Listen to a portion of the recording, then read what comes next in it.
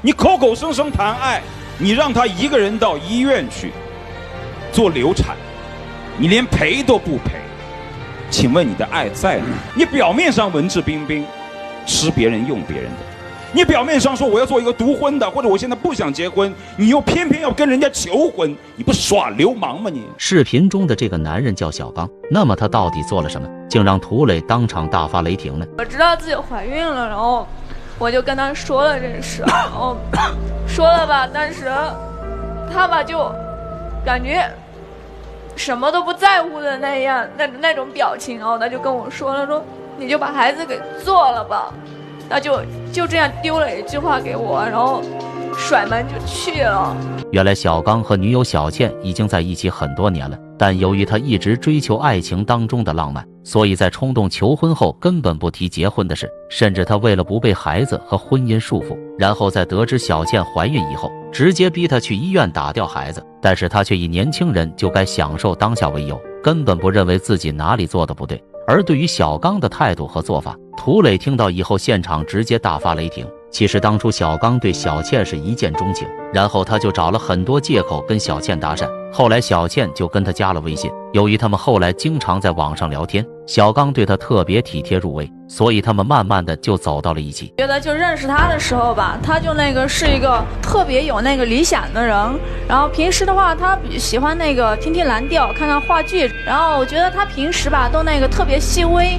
然后比如说我跟他一块去吃饭吧，他都每次都给我拉椅让座。开车出去的话，他每次都会为我拉车门。去高级的西餐厅，他每次的话都会给我额外的惊喜，为我准备漂亮的晚礼服。小倩表示，刚开始小刚对她特别浪漫，无论什么事情都会为她考虑，但浪漫的前提需要金钱。可是小刚整天无所事事，没有稳定的工作，慢慢的这种生活对小倩来说就成了一种负担。你现在没有经济来源，整天游手好闲的，你开个画室，开画室是吧？你开画室，我是不是拿钱给你了呀？对啊，我拿了3万块钱给你去开的画室呀。那你说吧，那好不容易就来了几个客人是吧？然后你觉得你跟他们聊得嗨了，你就直接把那画就给送给客人。你当时想过吗？生意本来就不好，然后每天都在亏着。我现在连房租我都交不上了。小倩表示，她为了不让小刚虚度光阴，于是就出钱给他办了一个画廊。但是让他没有想到的是，小刚不仅不努力经营画廊，反而整天结交一些狐朋狗友，最后画廊入不敷出，直接就倒闭了。但是小刚却一点都不反思自己。我是希望能交到更多的朋友，为以后的成功之路铺上坚定的基石。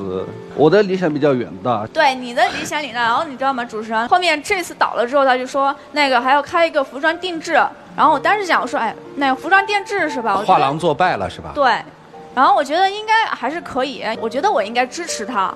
我就当时支持他了，然后我就拿了4、5万块钱给他，然后他就开了一个但后面是怎么样呢？他整天嘛就游手好闲的，不务正业，然后3、2天的都没人眼。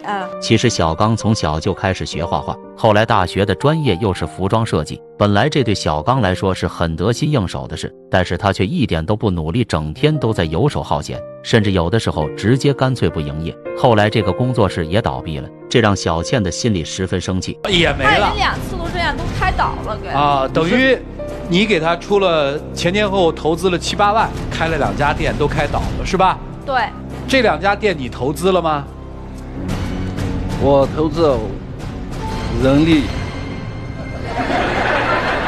高。你看他说的这个，行。每次他遇到这事的时候吧，然后他就跟我说，我需要时间了，我需要什么了，就摆一大通这些东西出来给我。每个人创业都需要时间啊。小倩表示，她也明白创业不能心急，所以她愿意陪着小刚一起成长。但是他们已经在一起这么久了，小刚也跟她求了婚，但是却始终不提结婚的事情，这让小倩的实在心里难以接受。他都在忽悠我，让我觉得我现在就想踏踏实实的过生活，我不想老是这样。我觉得我真的太累了。他什么时候向你求的婚啊？大概就6个月以前。等于婚期已经拖了半年了是吧？对。我是觉得现在我们没必要结婚啊，现在我们还年轻，对吧？还有很多憧憬，我们应该活在当下，干嘛一定要走入婚姻的殿堂？一旦走入婚姻的殿堂之后，我们就会被婚姻给束缚住自己。小刚表示，他当初并没有想求婚，而是当时那天正好是情人节，他们吃饭的那家饭店又有玫瑰花和音乐，于是小刚就感觉那个氛围特别浪漫，所以他当场就跟小倩求婚了。但其实他的心里根本没有想过结婚的事。小倩表示她知道小刚一直向往自由，但是她觉得小刚一定会被她感动，所以她一直在等着小刚回头的那一天。但直到她突然发现自己怀孕了，当时她的心里根本没安全感，于是她就把想要结婚的事情告诉了小刚，但没想到小刚根本就不理会她。我知道自己怀孕了，然后我就跟他说了这事，然后说了吧，但是他吧就感觉什么都不在乎的那种表情，然后他就跟我说了，说你就把孩子给做了吧，他就这样丢了一句话给我，然后甩门就去了。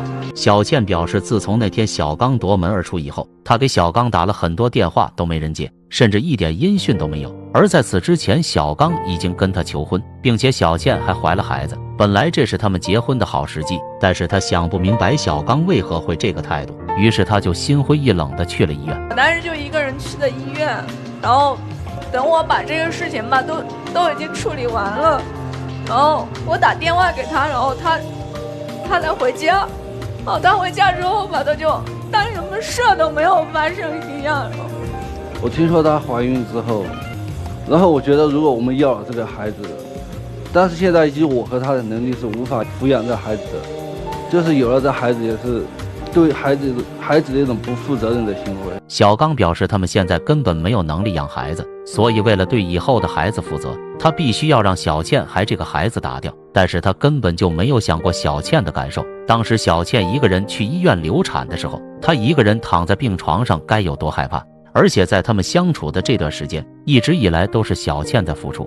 你们俩交往期间谁花钱花得多呀？一直都是我在花钱。你前前后后跟他发生了多少经济往来？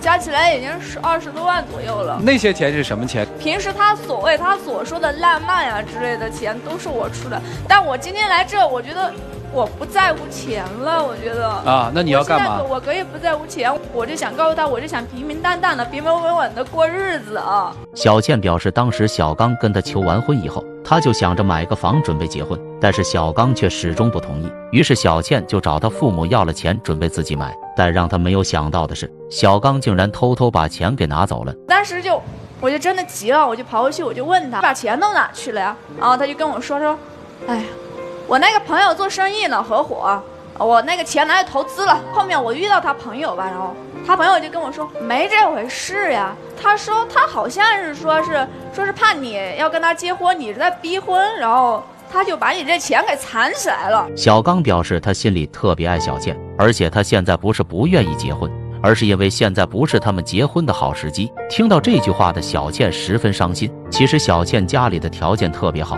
而小刚现在对小倩的态度以及做法，很难不让人怀疑小刚别有用心。哎，你对人家好吗？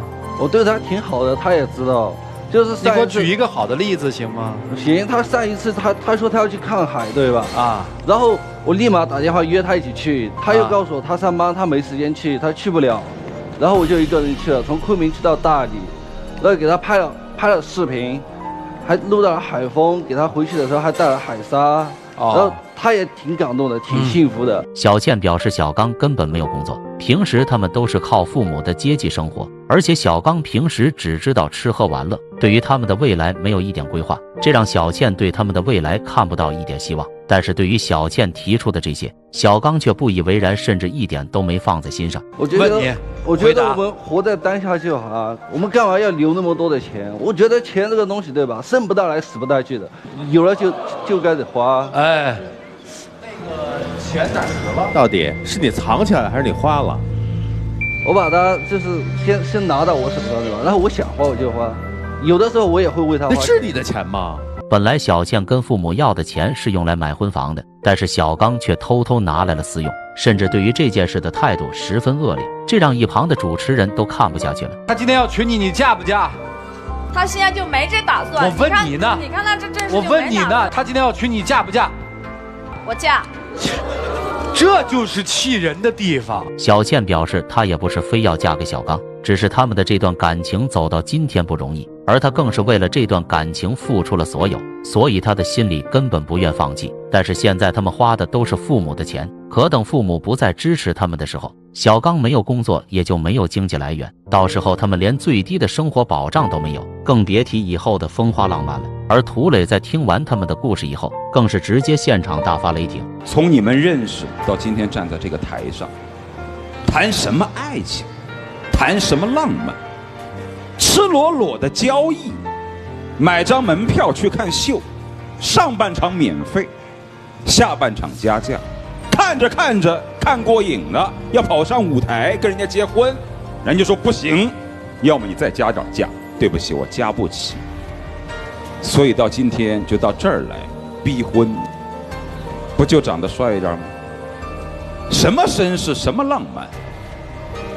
浪漫如果有责任作为基础，那是生活的调剂；浪漫如果没有作为责任的支撑，那就是温柔的陷阱。涂磊表示，他们的感情走到今天这个地步，他们两个都有不可推卸的责任。虽然看起来小刚不负责任，但是小倩明知道他是一个怎样的人，而且还是一个永远无法改变的事实，但是小倩却仍然不肯回头，甚至义无反顾地往前冲。所以涂磊觉得小倩一点都不值得同情。所以说，无论是从自尊、从道德，乃至于从一个人的智商上，你都不配谈说爱，你不配。涂磊的话虽然十分伤人，但是不可否认句句都是真理，也希望小倩能重新审视他们的感情。而在他们的这段感情里，小刚一直打着爱的名义欺骗小倩，更是让涂磊感到怒不可遏。你表面上文质彬彬，吃别人用别人的，你表面上说我要做一个独婚的，或者我现在不想结婚，你又偏偏要跟人家求婚，你不耍流氓吗你？涂磊表示，小刚这样的人其实最过分。如果当初他不能做到这些事，那么就不要轻易的给人许下承诺，更不能打着爱的幌子撒谎。他有权利追求自己想要的生活，但这不能以牺牲别人为代价。每个人可以选择做什么样的人，可以选择浪漫，可以选择踏实，可以选择不要孩子做丁克，是吧？也可以选择子孙满堂，可以选择独婚主义，也可以选择跟爱人好好的执子之手，与子偕老。但一是一，二是二，别说着这套做着那套，那就叫衣冠禽兽。虽然爱情当中确实需要浪漫，但是这并不是生活中的必需品。而当初小刚认识小倩的时候都别有用心，甚至他们的相遇都是手段和计策，所以很难确定他们之间有没有真心。小刚在听了涂磊的一番话后，意识到了场上的情况对自己十分不利，于是立马对小倩进行了深情的告白。是爱你的，你也知道，原谅我吧，我下面我会好好的改，我会努力工作赚钱养你，相信我，我爱你。你确定你一定能改吗？能。小刚表示他以后会努力工作赚钱，然后早日让小倩过上好日子，所以他希望小倩能给他一次机会。而小倩对这份感情付出了所有，当初她就是以结婚为目的的恋爱，所以在经过认真的思考以后，小倩最终还是原谅了小刚。其实无论在爱情还是婚姻当中，女生一定要懂得自爱，不然怎么要求别人尊重自己呢？但无论小刚和小倩之间经历了什么，既然他们最后选择了在一起，我们能做的也就只有祝福。